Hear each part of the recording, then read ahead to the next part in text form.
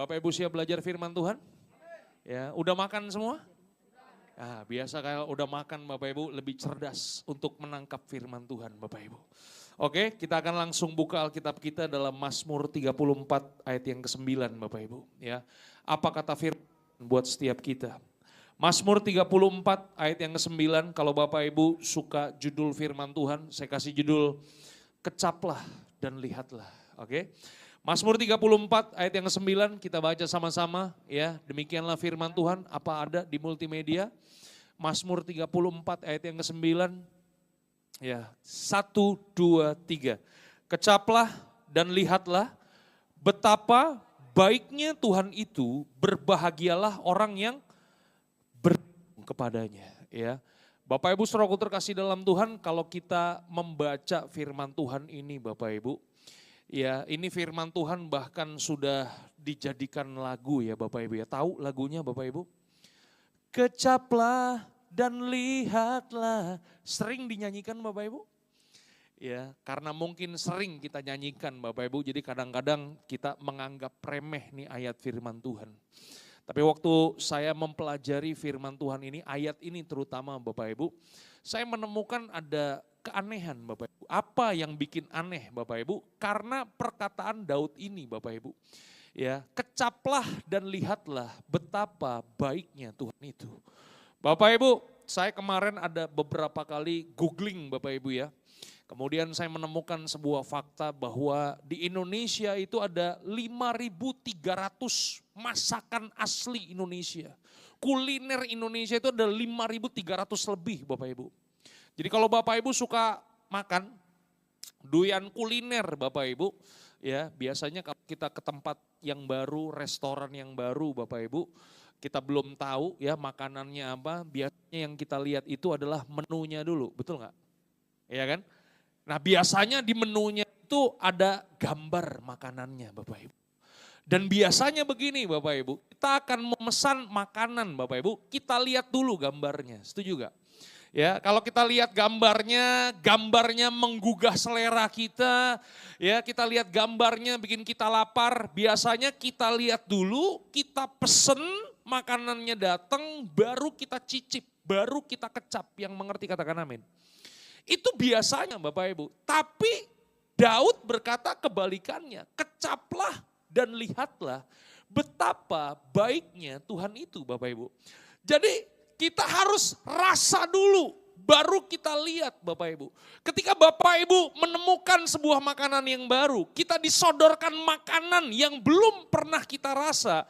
Pertanyaannya, mau nggak kita mengecapnya Bapak Ibu? Sama seperti saya ngajarin anak saya makan sayur.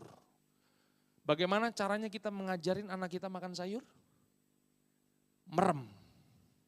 Betul nggak? Katakan sama-sama, merem. Itu dia, anak saya omelin dulu, merem, mulut buka. Begitu mulut buka, sayur masuk, yang mengerti katakan amin. Itu dia, kenapa? Karena kalau anak saya lihat dulu sayurnya Bapak Ibu, dia gak bakalan mau makan, yang mengerti katakan amin. Demikian juga dengan kita Bapak Ibu, ketika Tuhan menyodorkan kepada kita sesuatu, pertanyaannya, berani nggak kita mengecapnya terlebih dahulu? Nah ini bicara masalah iman Bapak Ibu. Ini bicara masalah apakah saudara percaya apa yang Tuhan berikan kepada saudara. Karena kalau kita lihat dulu Bapak Ibu, kita nggak akan pernah bisa mengecap kebaikan Tuhan. Yang mengerti katakan amin. Hari ini Bapak Ibu saudaraku terkasih dalam Tuhan, kita belajar Bapak Ibu bagaimana kita beriman kepada Tuhan. Hari ini kita belajar bagaimana kita mempercayakan kehidupan kita kepada Tuhan. Kalau Bapak Ibu mau lihat kebaikan-kebaikan Tuhan, Bapak Ibu pelajari Alkitab kita bahwa cara Tuhan itu adalah Dia mau supaya kita percaya dulu Bapak Ibu. Betul gak? Halo? Bapak Ibu, kalau Bapak Ibu baca di dalam Alkitab ya, Bapak Ibu dalam Matius 10 ayat yang ke-17, Bapak Ibu akan melihat ada seorang muda yang kaya Bapak Ibu. Ini orang muda luar biasa, udah muda kaya. Katakan sebelah kanan sebelah kiri, udah muda kaya. Iya kan? Sama seperti pendeta yang lagi khotbah ini Bapak Ibu ya. Ya, muda belum kaya Bapak Ibu. Haleluya. Ya, tapi potongan sudah ada potongan orang kaya Bapak Ibu ya. Potongan sudah ada, jahitan belum jadi Bapak Ibu. Nah, itu masalahnya. Nah, satu hari orang muda yang kaya ini kemudian datang kepada Yesus dan Alkitab mencatat dia berkata begini, "Guru yang baik, apa yang harus aku lakukan supaya aku beroleh kehidupan yang kekal?" Bayangkan Bapak Ibu, orang muda ini mengerti bahwa guru atau Yesus itu adalah guru yang baik. Halo? Betul nggak? Dia bertanya, apa syaratnya supaya aku beroleh kehidupan yang kekal?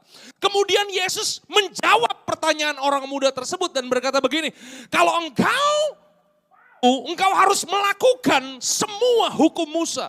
Jangan mencuri, jangan berzina, hormatilah Tuhan Allahmu. Kemudian anak muda yang kaya ini berkata begini, dari sejak aku masih muda, aku sudah melakukan semuanya itu. Kemudian Yesus menambahkan, kalau kamu hendak sempurna, pulang ke rumahmu, jual segala apa yang menjadi milikmu dan bagikan kepada orang-orang miskin. Saudaraku terkasih, dalam kisah itu kemudian kita melihat begini Bapak Ibu. Orang muda ini waktu mendengar syarat perkataan dari Yesus. Alkitab mencatat orang muda ini pergi meninggalkan Yesus. Hatinya bersedih Bapak Ibu dan kecewa. Yang mengerti katakan amin. Bapak Ibu bisa bayangkan dari kisah itu, baru 5 menit yang lalu dia berkata guru yang baik. Halo? Betul gak sih?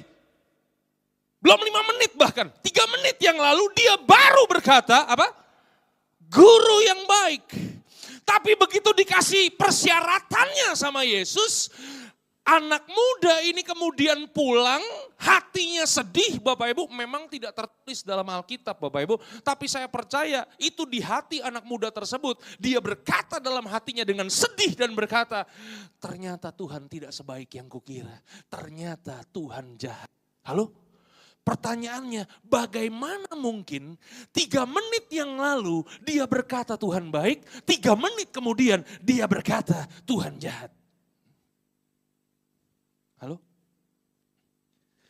Bapak Ibu sadar gak bahwa Tuhan kita tuh Tuhan yang punya rencana dari awal sampai akhir? Setuju gak? Tuhan kita Alfa dan Omega, yang mengerti katakan haleluya. Tapi masalahnya ketika Tuhan ingin menyatakan rencananya kepada kita, dia gak kasih tahu di awalnya ini Bapak Ibu. Itu sebabnya Daud berkata, kecaplah dulu, beriman dulu, melangkah dulu, baru engkau akan lihat kebaikan Tuhan. Halo? Betul gak Bapak Ibu? Nah, berapa banyak orang percaya hari ini, berapa banyak orang Kristen hari ini beriman sama seperti anak muda yang kaya ini Bapak Ibu. Ketika Tuhan ingin menyatakan kuasanya kepada kita, masalahnya begini, kuasa Tuhan yang diberikan kepada kita seringkali tidak sesuai dengan apa yang kita mau. Waktu Tuhan berikan tidak sesuai dengan apa yang kita mau, kemudian kita menjadi sedih dan kecewa. Halo? Karena ternyata ada begitu banyak pemahaman kita yang salah Bapak Ibu. Saya mau nanya kepada Bapak Ibu, tolong dijawab. Katakan sama-sama, tolong dijawab. Iya, jawab ya, siap? Pertanyaannya adalah begini, kita akan berkata Tuhan itu baik jika, tolong. Jangan bengong Bapak Ibu ya kan. Ini kalau udah kebanyakan, makanya makan jangan 2 porsi Bapak Ibu ya kan. Sebelum kebaktian 1 porsi aja buat ganjel-ganjel Bapak Ibu. Saya ulang sekali lagi, kita akan berkata Tuhan itu baik jika Tuhan berkati kita. Jika dapat jodoh, asik. Itu saya tahu tuh dari hati yang paling dalam tuh ngomong itu. Dapat jodoh, iya kan. Kita akan berkata Tuhan baik jika doa kita dijawab Tuhan. Kita akan berkata Tuhan kita baik jika penyakit yang sudah kita indap bertahun-tahun Tuhan sembuhkan. Kita akan berkata Tuhan kita baik. Tuhan bawa kita jadi orang kaya. Halo? Pertanyaannya begini. Kalau doa saudara tidak dijawab Tuhan, apakah Tuhan tidak baik? Hah? Hah? Kalau penyakit saudara tidak disembuh-sembuhkan sama Tuhan, apakah Tuhan tidak baik? Kalau sampai hari ini jodoh yang saudara tunggu-tunggu belum hadir dan belum datang juga, apakah Tuhan jahat? Harusnya enggak dong Bapak Ibu, betul gak sih? Iya kan? Karena pemahaman kebaikan kita, kalau sesuai dengan keinginan kita, itu masalahnya Bapak Ibu. Halo? Tuhan bekerja tuh bukan yang seperti itu. Sama seperti kalau Bapak Ibu suka makan duren. Katakan sama-sama, duren. Ada yang doyan makan duren? Hah? Yang doyan makan duren? Katakan sebelah kanan, sebelah kiri. Jangan makan sendirian. Ajak pendeta yang lagi khotbah itu juga doyan duren dia. Haleluya Bapak Ibu. Kalau kita mau nanam pohon duren Bapak Ibu, kita tanam pohon duren tujuannya kan supaya suatu hari kita bisa menuai buah duren. Duren yang kita suka, yang kita belah, warnanya kuning mentega, dagingnya banyak, bijinya kecil, begitu dimakan manis, ada pahit-pahitnya. Asik. Itu kan nikmat yang luar biasa, duren yang luar biasa, betul gak sih? Tapi masalahnya begini Bapak Ibu, kita maunya duren, Tuhan gak langsung kasih duren Bapak Ibu. Itu masalahnya. Yang Tuhan berikan kepada kita bukan duren, yang Tuhan berikan kepada kita adalah bijinya dulu. Halo, katakan sebelah kanan, sebelah kiri, kamu mau duren? Tuhan kasih biji. Halo? Waktu Tuhan kasih biji, masalahnya kan begini, nggak sesuai dengan apa yang kita mau, betul nggak sih? Kita maunya duren, Tuhan kasihnya biji Bapak Ibu. Nah ada begitu banyak orang Kristen, rajin kebaktian, tapi mereka nggak pernah ngalami kuasa Tuhan. Mereka nggak pernah ngalami janji Tuhan. Kenapa? Tuhan kasih duren, karena tidak sesuai dengan apa yang dia mau, dia buang durennya. Halo? Katakan sebelah kanan, sebelah kiri. Jangan dibuang durennya, bijinya jangan dibuang. Karena bijinya itu benih.